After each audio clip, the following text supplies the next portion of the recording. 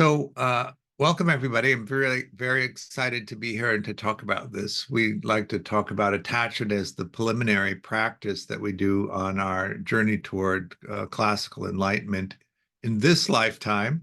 A lot of times what gets in the way of us pursuing a practice that would lead to that kind of fruition is the conditioning. And I think it's useful to describe conditioning in a way that's relatable in the 21st century. So that's why I like the attachment theory. It really does create these models for conditioning that are easy to recognize and then to modify if necessary.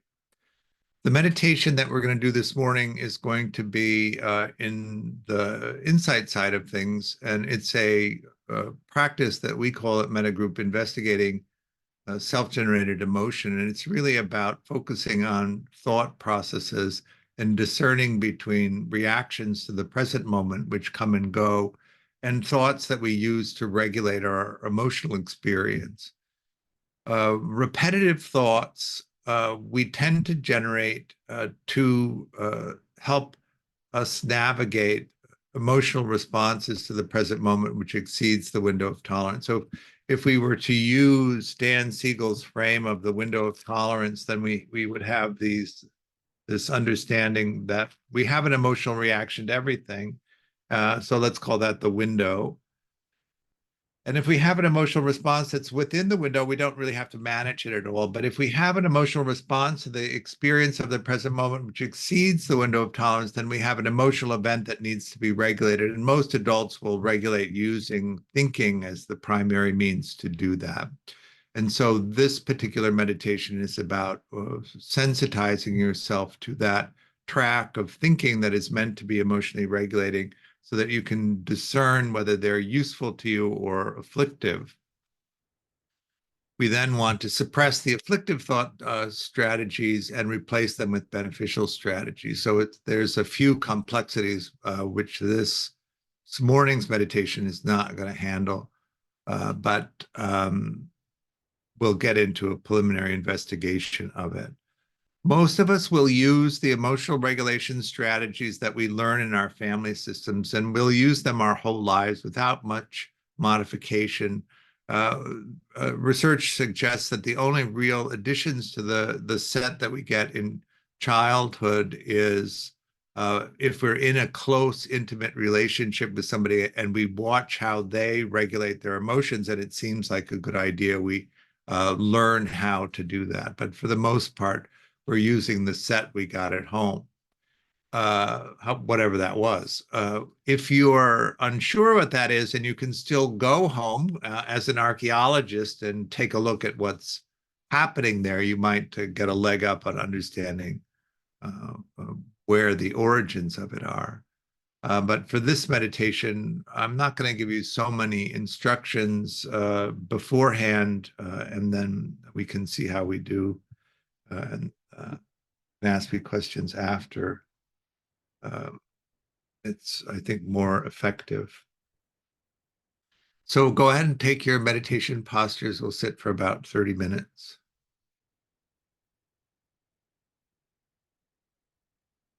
So closing the eyes, scanning through the body, looking for any tension you might be holding, seeing if you can release it.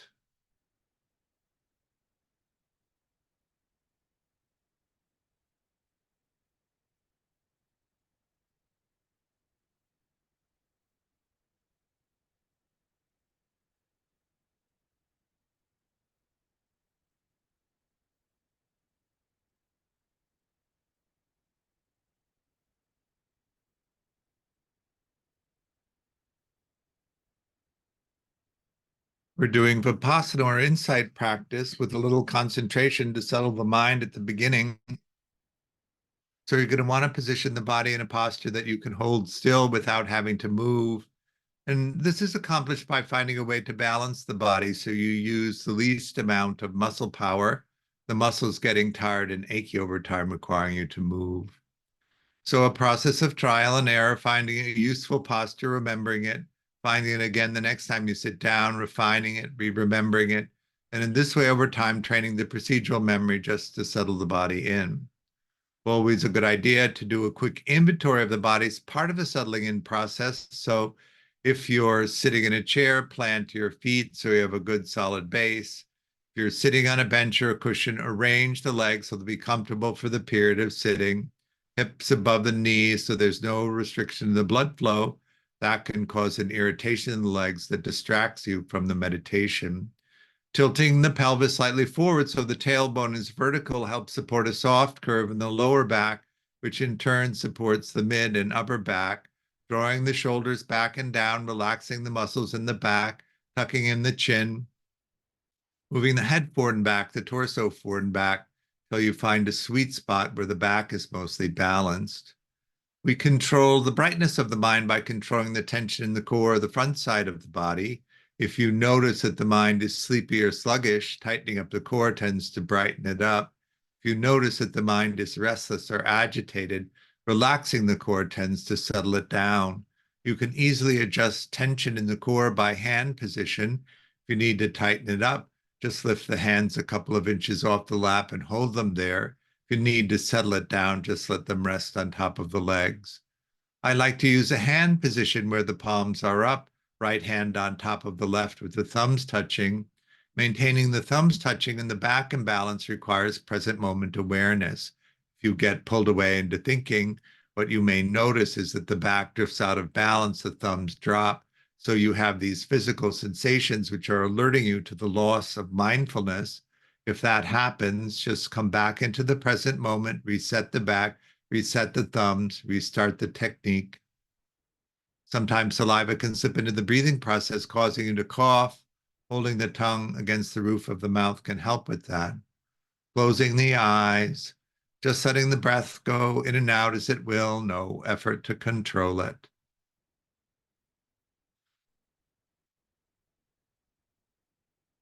We'll be using a breath counting strategy to develop concentration, counting from 1 to 10, back down to 1 on the out breath only. So breathing out, count 1, follow the sensations of the inhale. Breathing out, count 2, follow the sensations of the inhale. Breathing out, count 3, follow the sensations of the inhale. Up to 10, back down to 1, continuously repeating the process.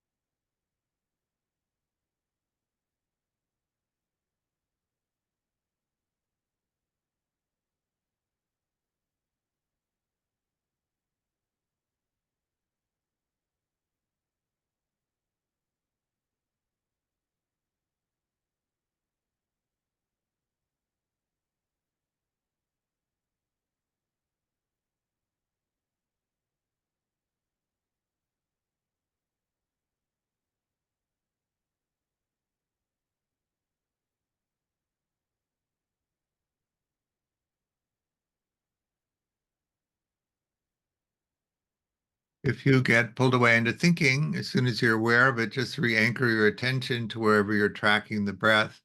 Tip of the nose, opening of the mouth, back of the throat, rising of the chest, rising of the belly. Begin the count again at one, no big deal. Even if you have to do it over and over, the mind will eventually settle.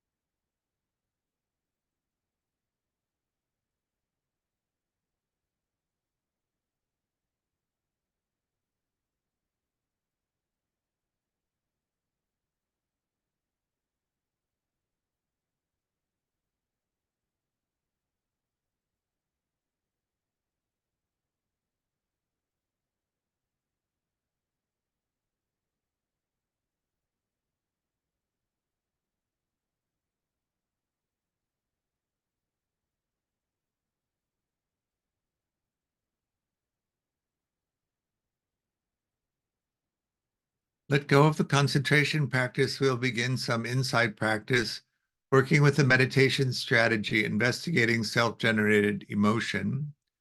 What I'd like you to do is see if you could bring your attention to auditory thinking space. So auditory thinking space is the place where you hear the clear talk of the mind. Clear talk are the words whose meaning you can understand. For most people, this is going to be inside the head between the ears, or actually at the opening of the ears. If it's inside the head, it's going to be an area rather than a pinpoint. Wait like a cat at a mouse hole for the arising of clear talk. And then we're going to take in the content of the clear talk enough to know whether it's a one-off thought that's related to the present moment or a repetitive thought.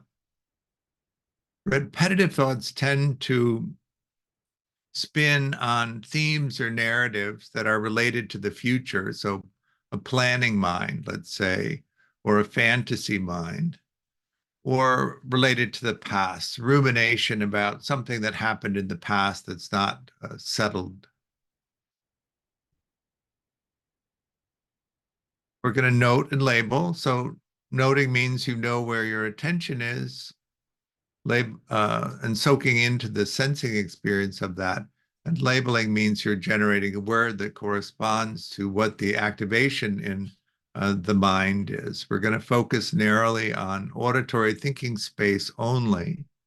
Everything else is excluded. Noting and labeling. Three options typically here if the mind is quiet, so there's no activation, label that rest or none. If the mind is engaged in a thought that's related to the present moment and comes and goes, you can label that one or one off.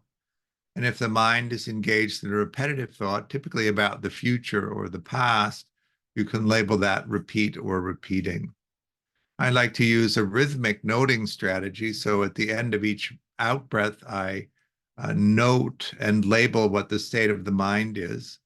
But if you're used to a freely moving strategy, just note each time the state changes. I'll do a little out loud so you have a sense of what I mean. Rest. One. Rest.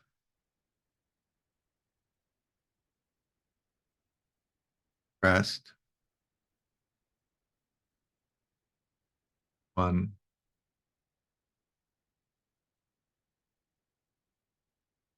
Rest. You get the idea.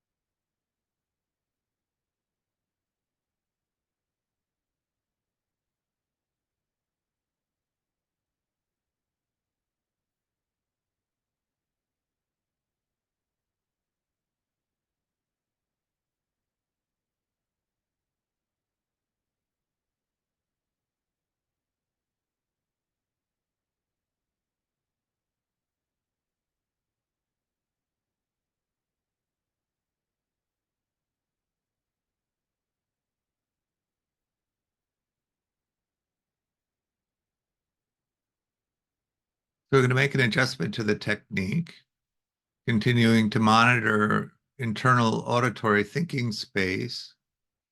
The mind is quiet, just enjoy the peace and quiet and label that rest or none. If the mind is engaged in a one-off thought, just let it come and go, labeling that one or one-off. Only if the mind is engaged in a repetitive thought do I want you to take in the content enough to know what it is, and then to generate a label that's specific to that content. I tend to like pithy, humorous labels because it helps with the disidentification of the content. But when you use repetitive thoughts to regulate your emotions, it's really the theme or narrative that we're talking about. And so labeling the theme or the narrative of the thought, even if the incidentals vary a little bit. So continuing to note and label instead of using a generic repeat or repeating for the repetitive thought, use a label that you create specifically for that theme or narrative.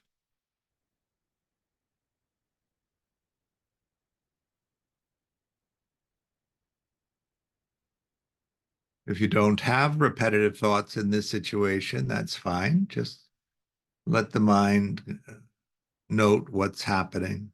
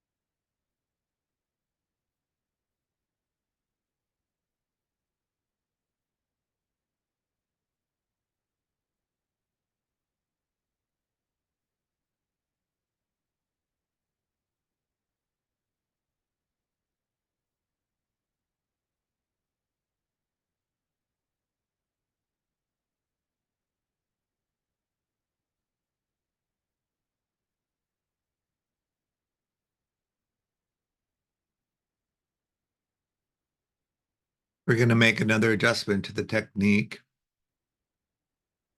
Continuing to monitor auditory thinking space. If it's quiet, enjoy the peace and quiet, labeling that rest or none. If the mind is engaged in a one-off thought, just let it come and go, labeling it one or one-off.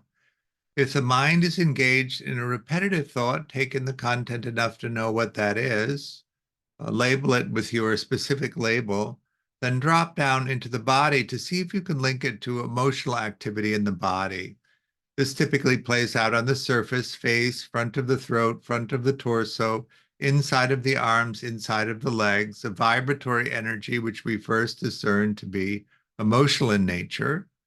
Once we've identified the emotional sensations in the body, we see if we can determine which particular pattern of emotional experience it is.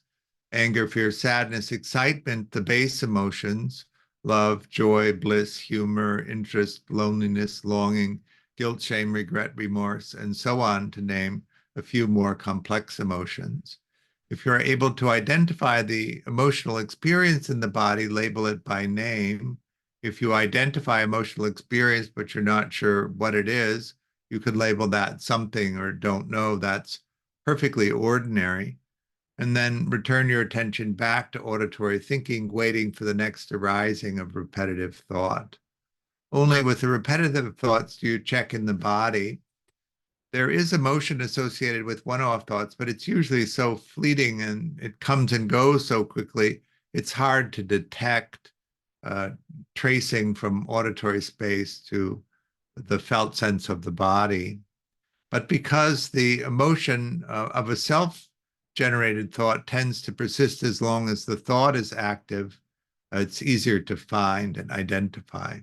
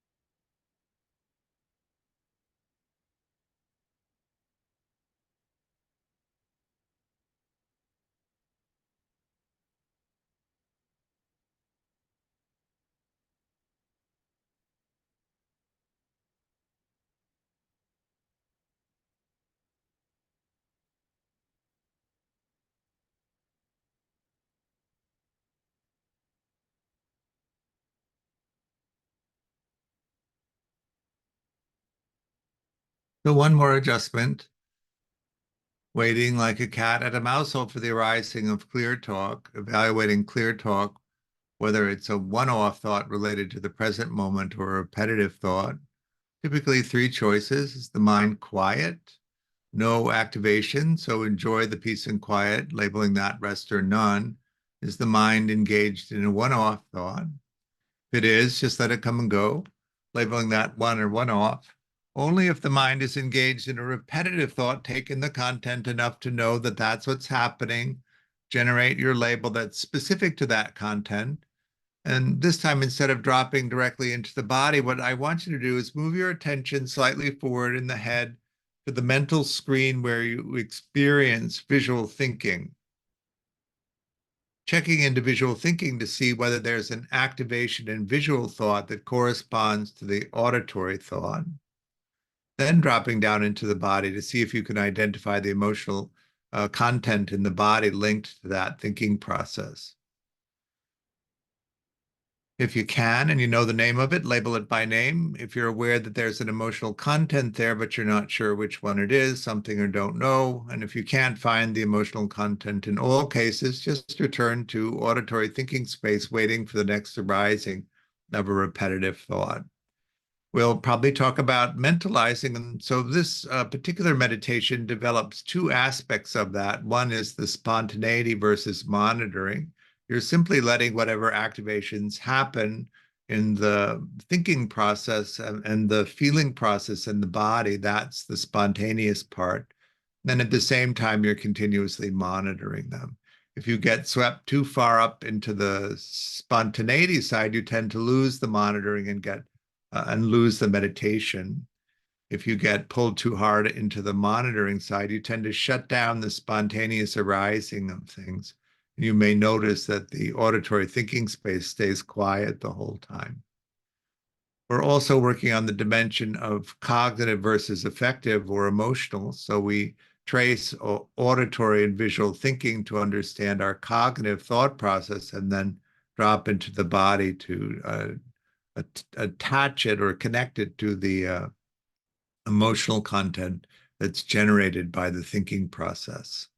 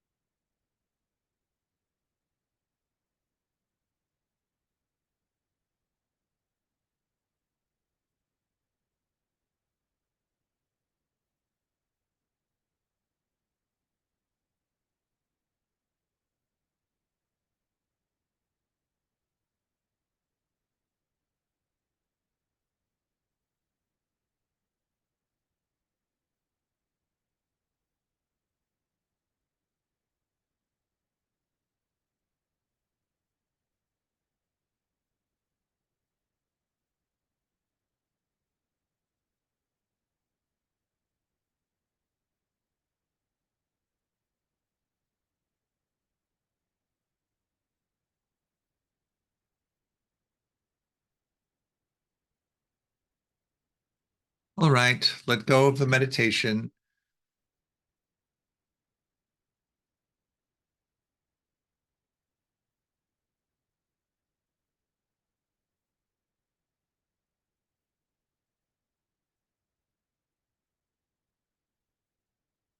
So I'm just going to jump in here, but I do think of myself as a Socratic teacher, so I do like to answer questions if you have them along the way. If some of you are less familiar with attachment theory, then you might need some clarification in the material that I'm talking about. And so please feel free to ask your questions, and then we can get into a mainly Q&A period toward the end. I was trained by Shinzen Young and by Noah Levine and by Dan Brown to teach material like this. And I think that they all agreed that there was a synergy between the traditional way of describing meditation experiences and Western psychology. Not that Western psychology leads to liberation, particularly, but that we tend to, those of us who are in the West and educated in this way, recognize patterns that are described by Western psychology. And then if we can use the recognition of those patterns to recognize the descriptions that traditional spiritual practices talk about, it furthers our ability to investigate the things that we need to know to come to this place of liberation. And what I would guess Dan Brown would describe that is to be able to hold an enlightened view continuously without it being interrupted by grabbing onto the experiences of this human body and our perceptions of meaning that we cast on to the world. One of the things that's important also to talk about in terms of the conditioning of East and West is that in the West, we're really influenced by the original Greek thinkers around this. Aristotle, for instance, thought that we take a scan of the world around us and that we internalize that and create a working model of self and world that's quite accurate. And then we operate from our understanding of the self and world that we create internally. A few centuries later, maybe, Epicurus modified that by saying if there was a strong emotional state present in the person when they gathered the information, it might affect the working model of the experience of self and world, but it's largely accurate. And if you look at Eastern philosophy and Buddhist philosophy in particular, this is not at all what's happening. What's happening is you're doing a survey of what's around you that interacts with the sense gates that you have. You're gathering that sense data. Vedana is a term that means ordering of the processing of sense data. Is it urgent? Does it need immediate attention? Is there time for something pleasant? Most experience is just not dealt with at all because it's not deemed important enough. And then it's compared in that ordering to the perceptual database. And if there's a meaning in the perceptual database that's close enough to the pattern of experience in front of you, that whole thread of meaning attaches and it rolls from ultimate reality into conceptual reality, which is the world that we inhabit. Is that making sense? If there's no entry in the database that's close enough to the sensing experience, then the imagination fills in and creates a meaning for what's happening in the present moment. And so in Eastern philosophy and Buddhist philosophy, we don't really wander around in what's happening. We wander around in what's happening means to us, if that makes sense. So we take in the information, we compare it to the database, we assign the meanings, and this is from previously experienced things. This is really where the conditioning sets in. And then we create this world of meaning that we inhabit. Because our conditioning is different from everybody else's conditioning, we're all making up our own meaning set for what's happening. And actually, what we're doing when we disagree with somebody is bumping our meaning set up against their meaning set, and the match not being particularly integratable. And so the shift, I think, when you really touch into the attachment material is to this position of this is what I think is going on. What do you think is going on? And then that opens up the dialogue, a collaborative dialogue between yourself and other people. John Bowlby was an English psychiatrist, and Mary Ainsworth was a researcher who was American. And between them, in their collaboration, they came up with attachment theory. I know in our society we tend to value work by men more than we do work by women. And so you'll often hear it's John Bowlby's attachment theory. But when you really look at what happened on the ground, there would be no attachment theory without the contribution that Mary Ainsworth made, and their work together was very collaborative, and I think that they valued each other equally in that collaboration. Attachment theory is a change in the direction of psychoanalytic thought. I'm sure you're all familiar with your history of the development of psychoanalytic thought, but maybe not. And um, it was quite object related in the end of the 18th century into the 19th, into the 1800s, into the 1900s, or the 20th century. And when World War II broke out, so that would be between the wars, a lot of the people who were involved in analytic thought were Jewish, and they had to flee Europe. And there was a rich community that settled in London at the time, so a lot of dialogue about that. But Bowlby was always thought that what actually happened was influential, not what you thought happened or your relationship to what happened.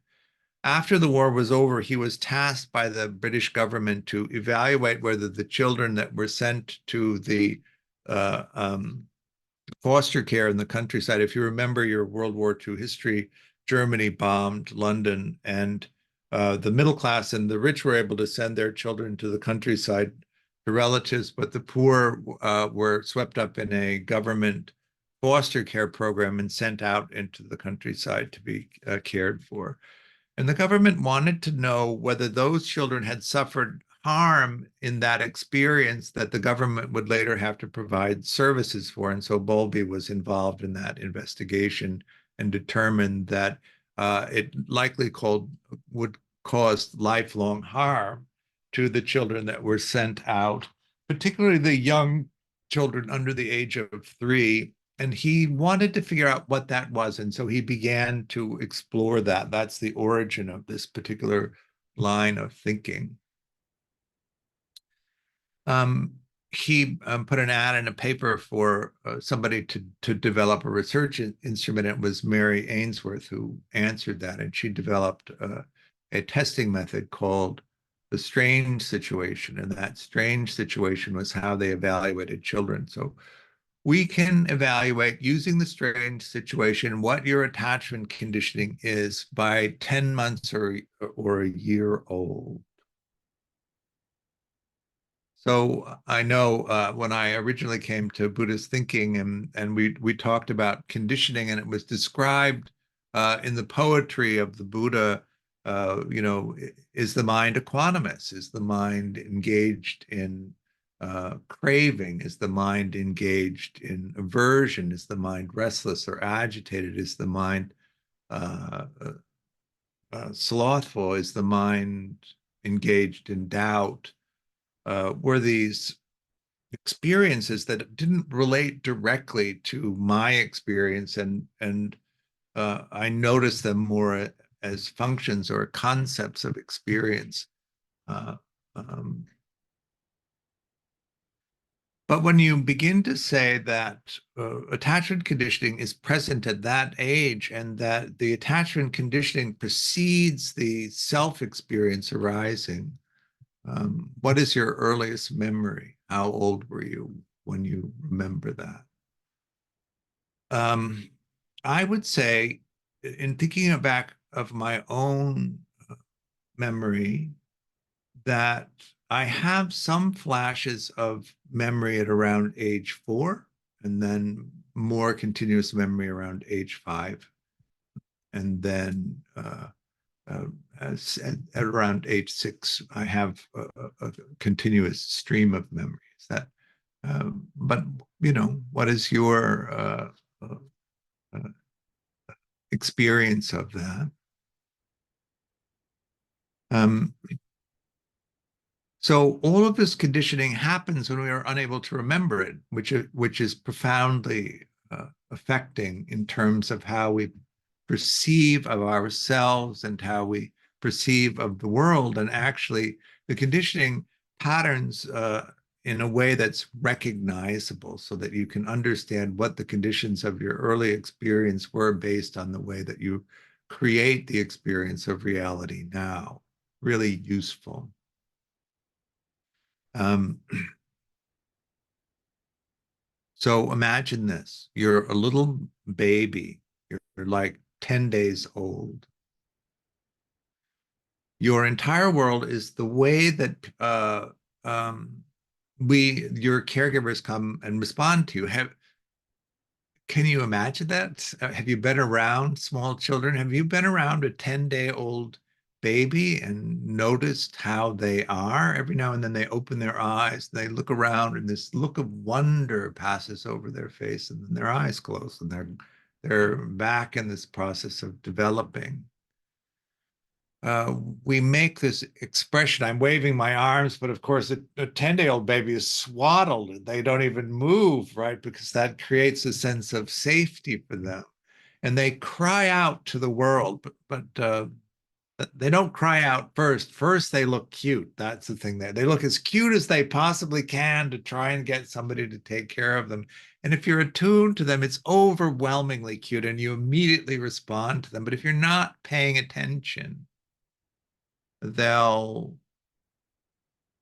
look surprised that nobody's coming. And then they'll whimper. And if nobody comes, then they'll intermittently cry if nobody comes. And then they'll continuously cry if nobody comes.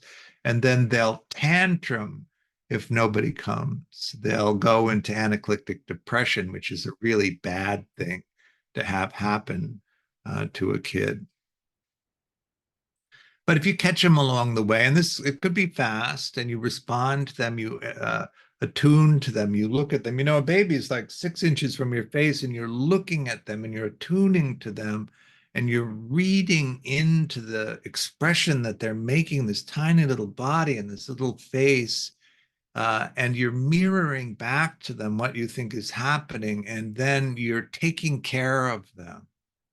And if you get it right, it relieves their tension and they settle in. And if you get it wrong, you see immediately that that wasn't the thing that they wanted. And you keep trying with these different things. And that is the cycle of security, that I can express myself authentically. I can express my needs authentically with the expectation that the world will sensitively respond to me and meet my needs. That's what we call security. And that actually creates not only a working model of self, that I'm capable and competent, and that people will delight in me, and people will take care of me, and that the world is a place I can go out to and explore and will be responsive to me. That's security. And in adults, what that means is that you're free to be authentic. You don't worry about being abandoned. Particularly, you expect people to delight in you and be interested in your point of view. And you see the world largely as a place where you can go explore and get your needs met. All of those things, of course, are trackable in meditation. That's what makes them so salient to the practice. How do you experience the sense of self when it arises? How do you experience the sense of the world? In Buddhism, of course, the world is other people. What are your expectations of other people when you encounter them? When you walk into a room of people that you don't really know, what is your expectation of them?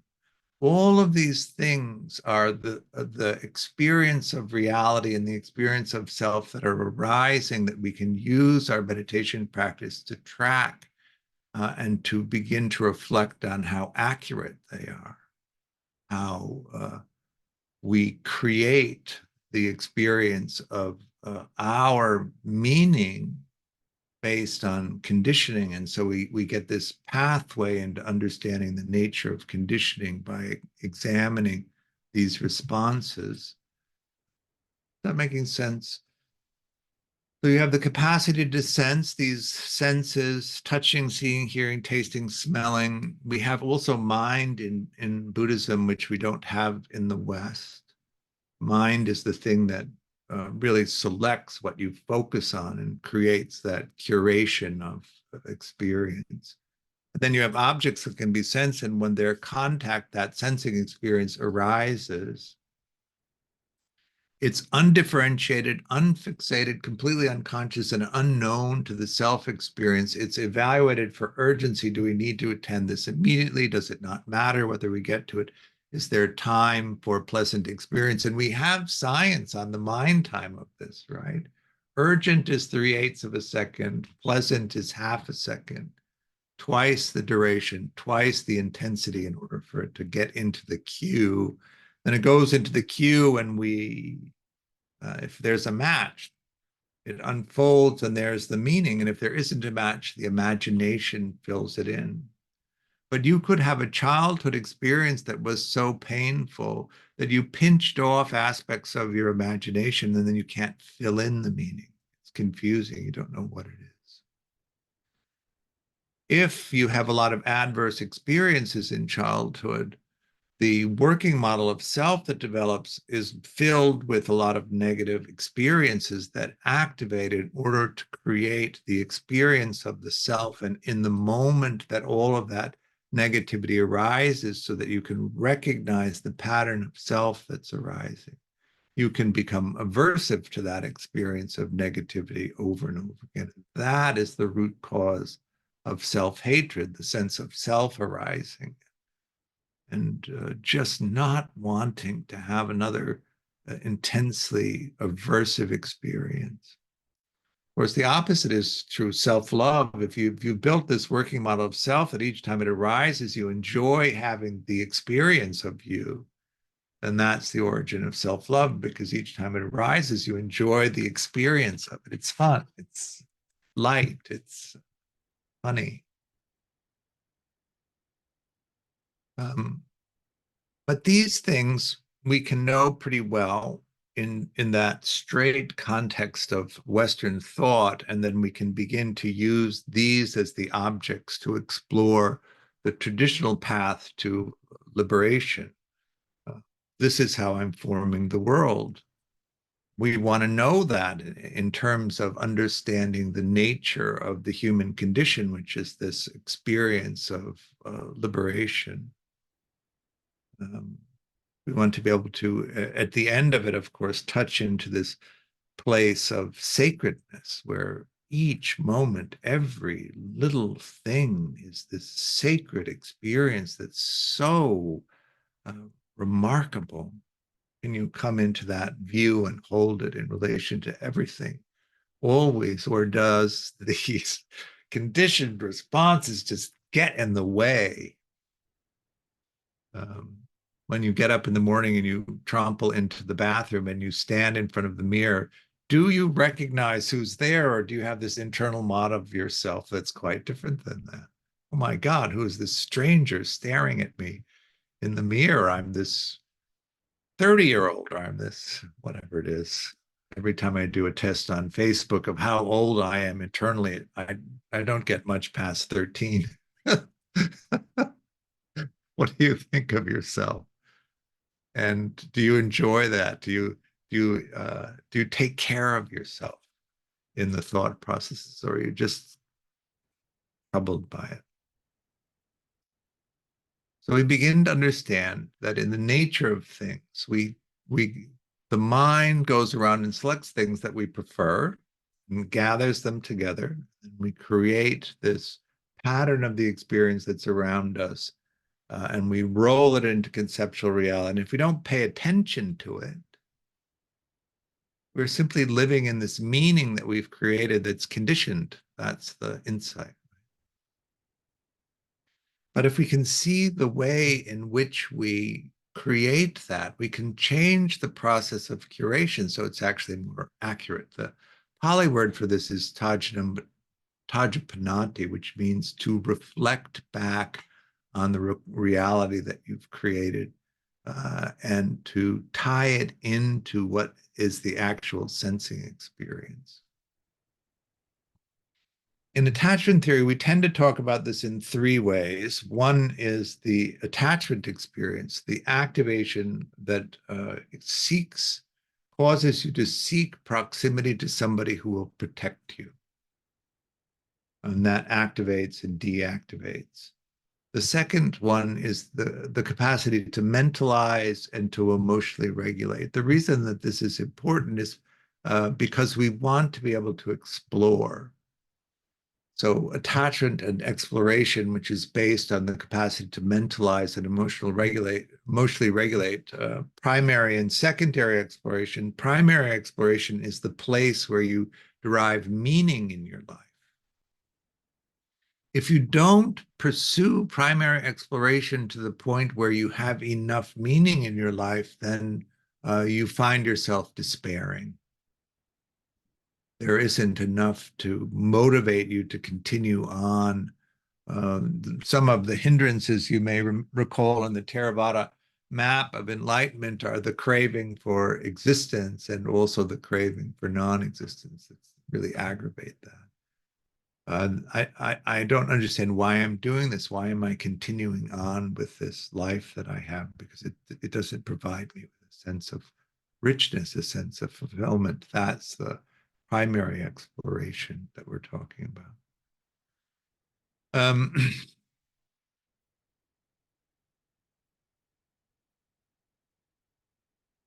How do you do that?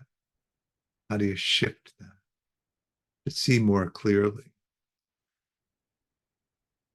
The third one is collaborative relationships. So in attachment theory, it's activations of the attachment system, the capacity to explore, and the collaborative relationship system.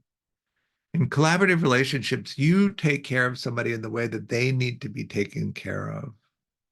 And they take care of you in the way that you need to be taken care of. And you work together to figure out what that is so that you're both well taken care of, so that you can then go out and explore the things that you need to find out so that your life is rich with meaning.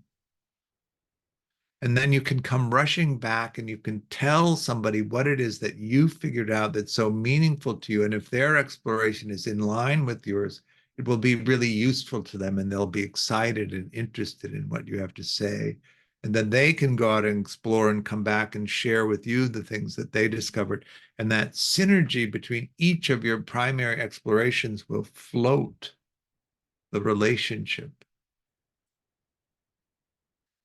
So as you can tell, I can blab on incessantly for hours on this topic because I really like it. But I do think that we should begin to look at questions a little bit. Is that making sense? All right, these are questions related to the meditation. Visual thinking is the place where you see visual imagery that's associated with thinking. So for most people, it's centered at the eyes, in front of or slightly behind the eyes, a gray screen that sometimes is modulating, sometimes there's a little color in it, and then you see imagery. We talk about domains of visual experience, auditory experience, and the felt sense of the body. With visual experience, there's the external sight space, which if you're seeing, you're probably familiar with, but if you close your eyes, there's also a whole world of internal visual thinking. The five main aspects of that are the mental screen, that's usually centered at the eyes. There's a sense of the outline of the body in its current position. It's part of the proprioceptive system. It's how we identify how the body's positioned. There's the body's location in the current environment. If you open your eyes and look ahead of you and close the eyes, maybe you'll notice an after image of the location in the room. There's an image reaction to local sensation in the body and an image reaction to exterior sound. Mainly what we're focusing on is the visual thinking aspect, which is this screen centered up here. Oh,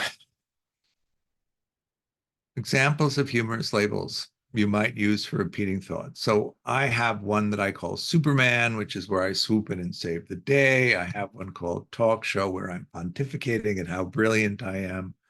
I have one I call the Ranter, which is really me just pushing a shopping cart down the road, expressing in expletives my opinion of everyone I see around me. I have Terrorist, where I'm nearly killed in saving the day, but everyone's gathered around my hospital bed to encourage me to keep going. So I call that Superman and Terrorist and Ranter and Talk Show. Those are my examples of pithy.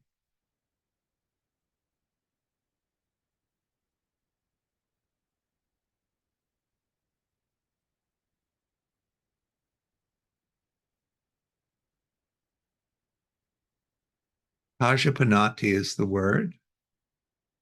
Um, Taj, Taja means to reflect back, and Panati is the Pali word for conceptual reality. Um,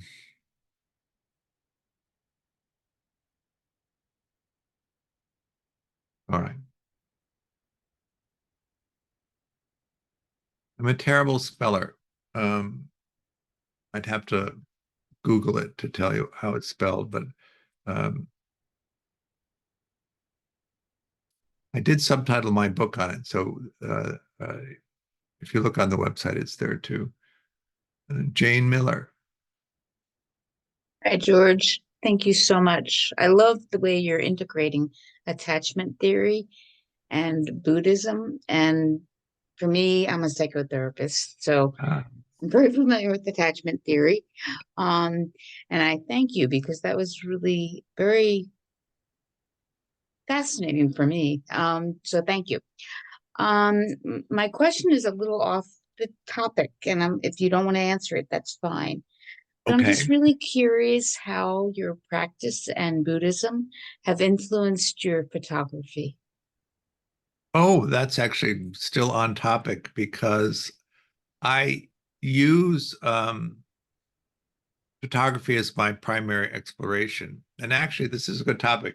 I started a magazine called Place. This is a copy of it, uh, which I put out twice a year.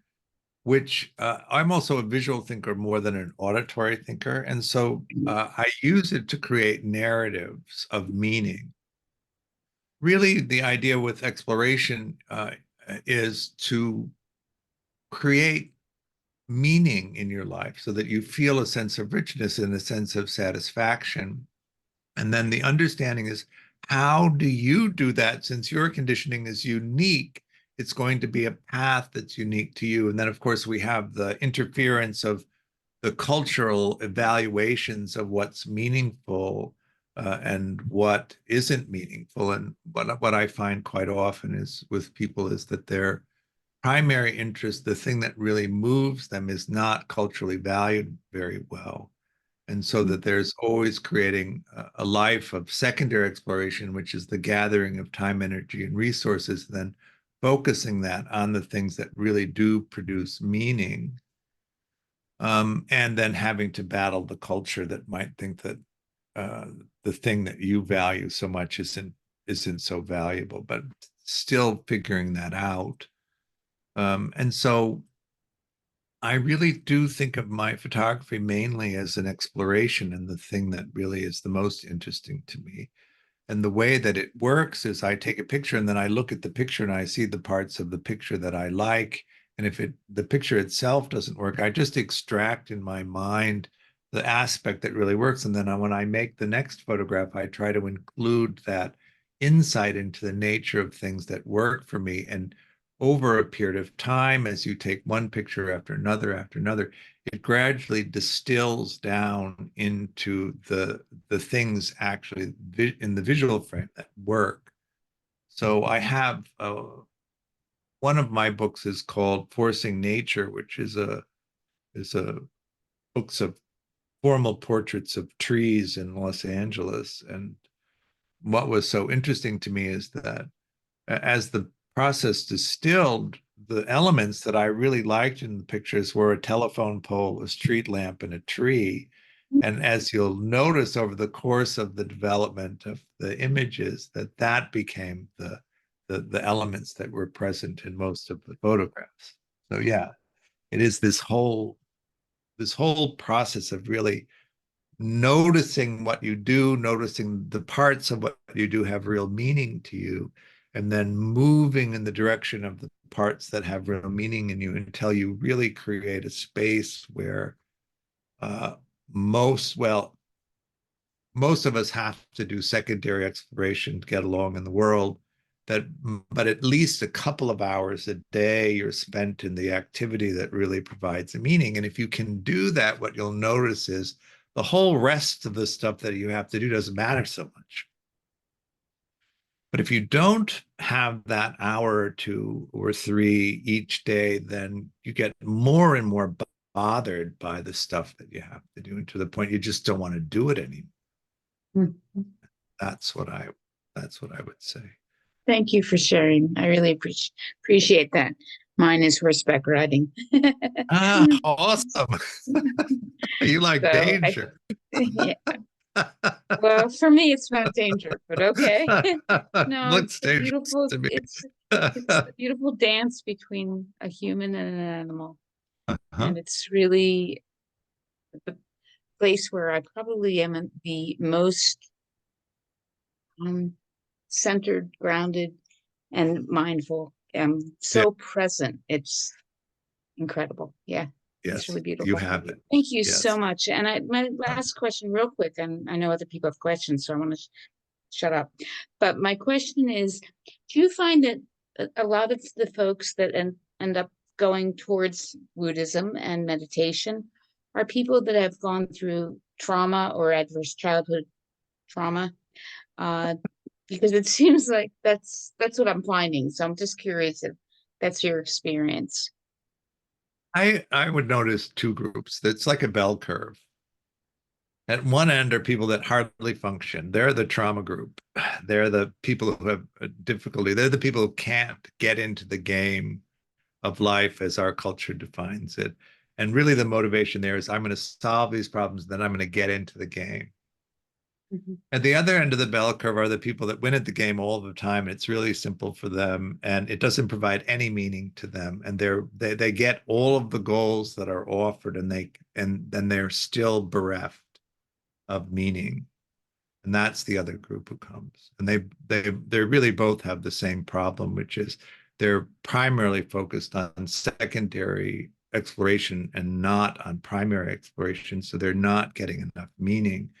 In the super succeeding group, their problem is that the things that really matter to them have no cultural value, so they don't allow themselves to pursue them. And so they're bereft of meaning.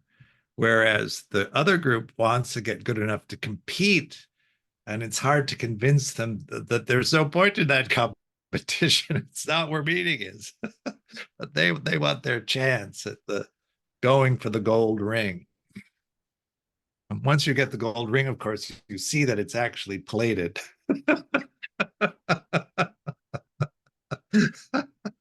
Thank you so much. You're a Yeah, gem.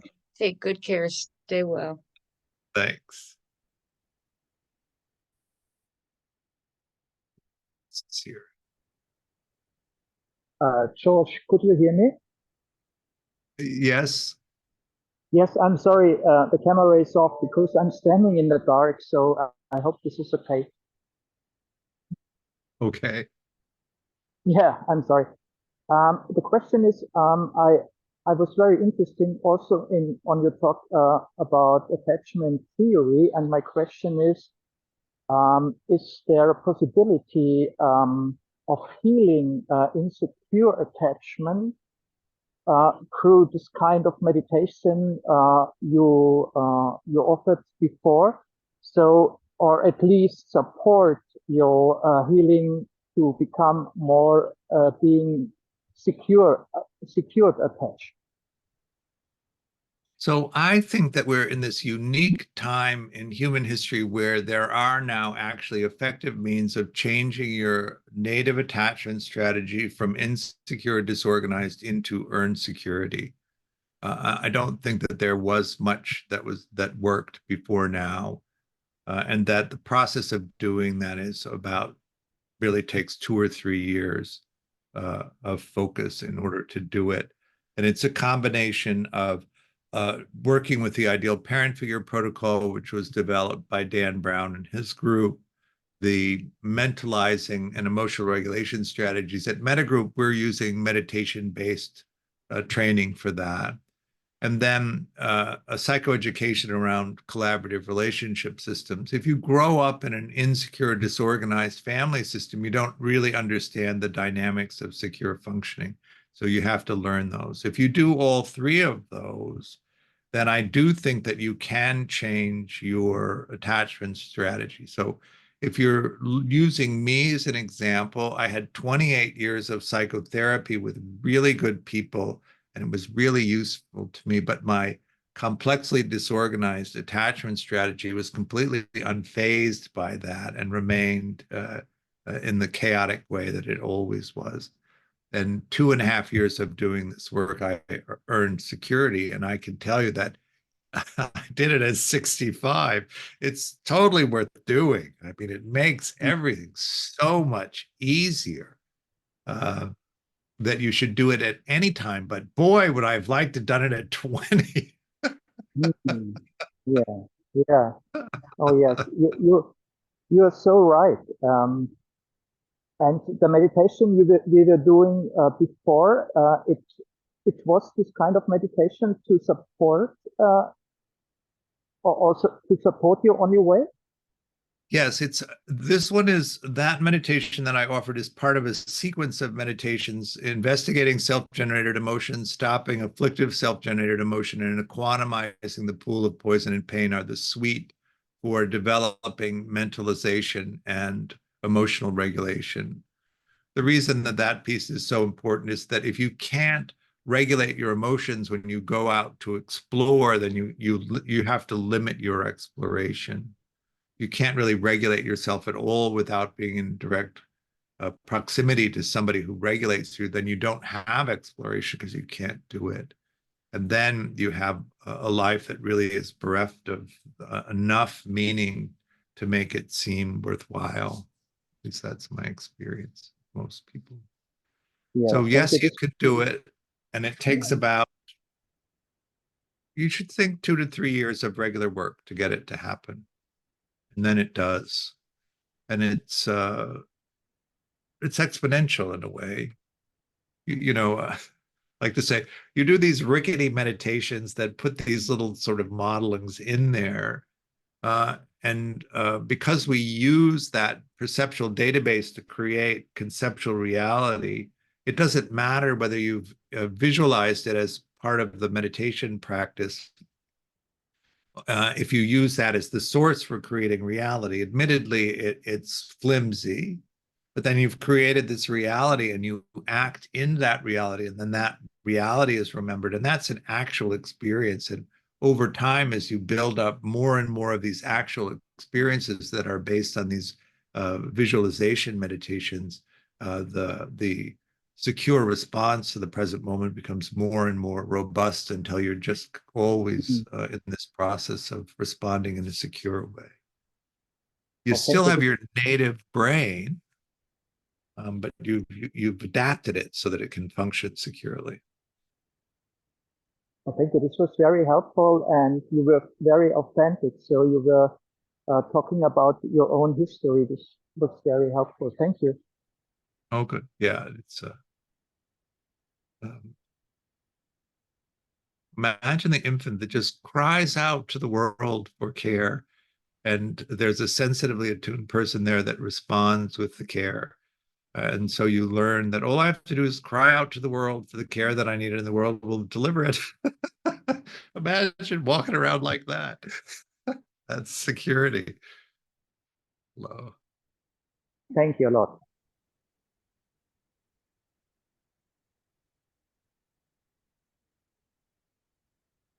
Wendell. Oh, Hello. I'm sorry, Victoria. It's okay. Wendell's in the queue. Um, I I'm totally confused. I uh, I've been working really hard. And I don't even know, it's sort of counterintuitive to even phrase it that way, on the idea of no self. And at the same time, sort of that's sort of my Buddhist trajectory. And then I have been very much involved with a number of modalities of psychotherapy, and and I'm for me there's sort of a synergy, but there's also kind of a contradiction. It seems very paradoxical. And I feel like the key to freedom is through the no self route, and not through therapy, even though I'm a little bit like you, what you just said, that I feel like I've spent most of my life trying to, find secure attachment, et cetera, et cetera, et cetera, with all kinds of modalities of therapy. And while I feel that I'm, functional, it's very much, it's been a huge time sink. So I relate to what you said. And that's why I feel like the Buddhist path to me seems sort of clear of those. Well, I don't know. I'm speaking very inarticulately. You can tell I'm confused. So if you could just speak a little bit to the idea of no self, and sort of those three principles in Buddhism, how you feel they relate to the work that you're doing, and the more traditional, sort of psychology world. So one of the things that when you look at different paths in the Buddhist world, they come with different sets of kinds of meditation that you do, and depending on what kind of meditation you do, they produce particular responses. So when you're working in the Theravada world, no self is actually one of the goals of the practice, and so you do the techniques that produce the experience of no self. But the idea is not so much to withdraw entirely into the experience of no self as a way of avoiding the engagement in the world and in other people. The idea there is that if I simply withdraw from all of that, I won't have the pain of the experience of it, which is true. You also don't have the engagement of it, and you're going to lose it either way because everything is impermanent. So you're not actually saving yourself from the loss because you're going to have that anyway. But you save yourself from the engagement, which is where the richness and the meaning comes from, so that it can create an experience of requiring more and more time in the no self to avoid the painfulness of the fully manifested sense of self.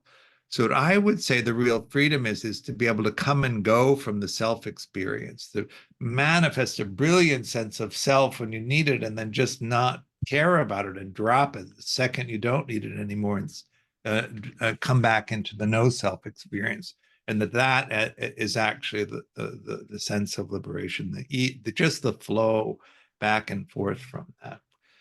Then you're going to be examining the nature of the way that you create conceptual reality. And when you really begin to get into that, it is so pernicious how those early conditionings, where all of those working models of self and world are based, how pernicious they are in creating the perception of the world in a particular way.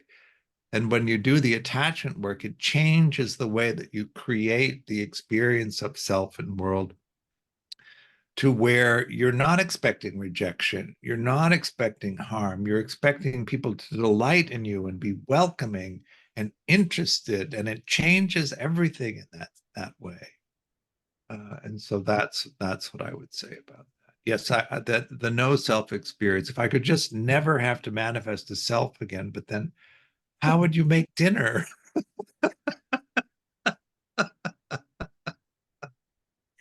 Well, I'm in the performing arts, and that's why for me it's a kind of conundrum. It's Oh, but where I've found the sort of the sweet spot is in what is popularly called the flow. yes, So exactly. it is a no self experience where it's no longer I'm just like a transparent vessel through which this experience is passing, and Right. that's actually the ideal. That's why I find the no self idea appealing. And well, anyway, we're running out of time, but I hope to have an opportunity to talk to you further at some point. Right. Thank you. Thank you.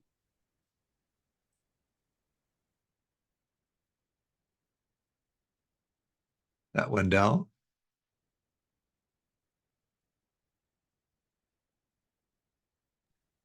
Hey George, what's up? How are you? I'm well, thanks. How are you? I'm glad. Looks like we've got about 2 minutes here, so I'm going to hone in on it. Okay. You said you had 28 years of psychotherapy, but that Yeah. it made little dent in your disorganized attachment style. Yeah, it So didn't phase it at all. what did phase it? What was the adjustment? What was the click? If we were talking about food, I'd say what ingredient did you have to add to the recipe to make it good or proper? The three-pillar approach, which is the IPF, Ideal Parent Figure Protocol Meditation, to remap the original attachment conditioning, the mentalization and emotional regulation strategy that fosters exploration for primary meaning, and the psychoeducation of how relationships are supposed to work. You need to do all three of them to get it to change. How long? That's a Western question. How long does it take? So I'll say, Shinzen would answer that question whenever anybody asks it with 5 years. But I am saying it takes between 2 and 3 years to do it, if you do it consistently. All groups of people who come in do it pretty well, except for one group of preoccupied people. So angrily preoccupied people have a tendency to have a hard time completing it.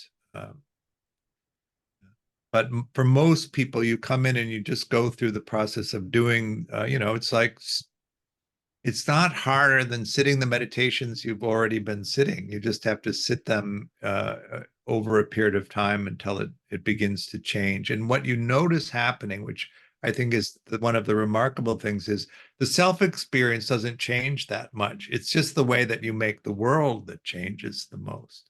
So all of a sudden, you don't see a rejecting world, you see an inviting world. All of a sudden, you don't see a criticizing person, you see a delighting person. Those are the ways that it changes. And so your experience is just different, but it's not a conscious cognitive process. It's an unconscious process that changes it. hmm.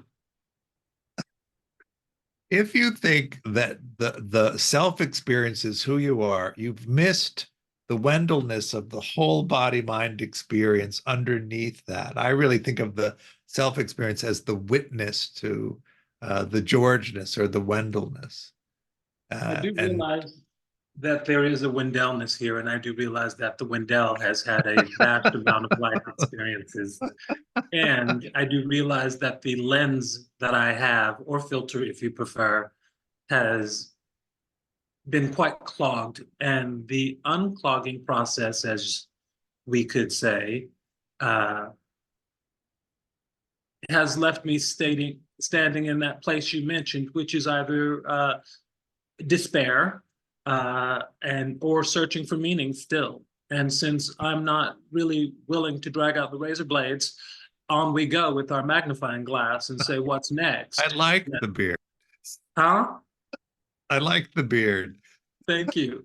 So I'm just trying to, keep the meaning going here. And Yeah. I can thoroughly identify the show's not over until the show is over. So I'm looking And it for, might not be over. We don't know. yeah, I'm just looking for the link. I'm looking for the adaption. I'm looking for the recipe to get over. Um,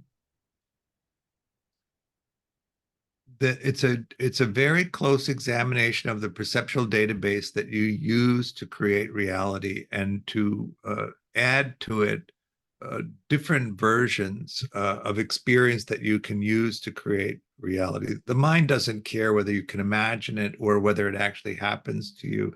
It can use either to develop the experience of meaning that you're having.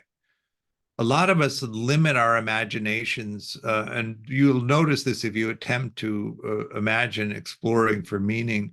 We limit our imagination and what we think is possible for us because of the conditioning of early childhood prevented us from having most of the things that we want, so that when the opportunity arises in the present moment to take the thing that we want, and we have convinced ourselves that actually we're not entitled to it or we can't have it, we don't take it, even though it would be there for us if we could see and experience the world differently than we do.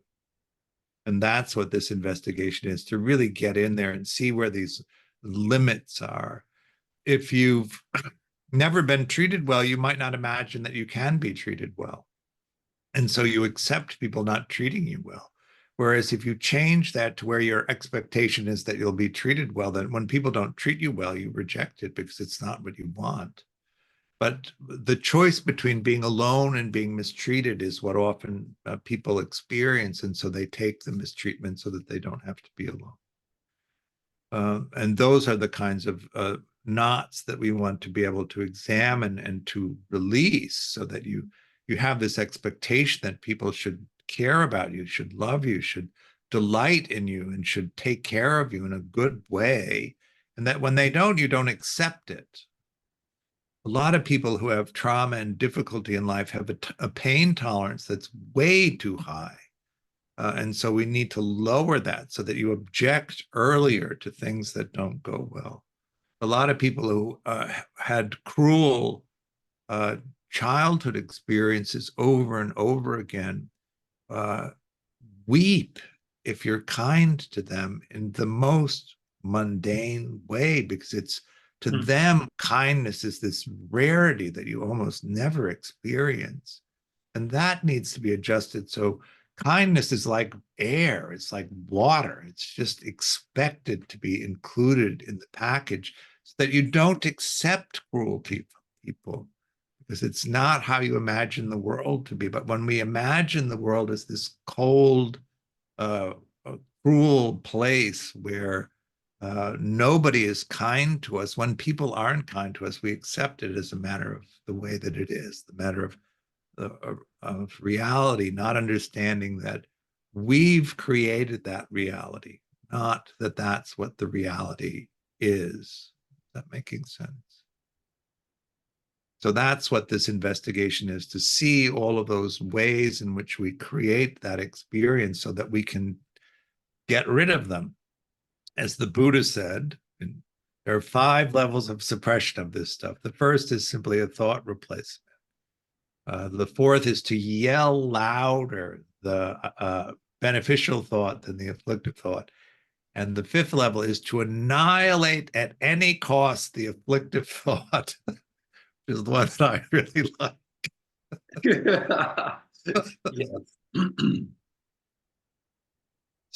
I mean, you know, when you're... We're gonna have to close, George. Oh, okay.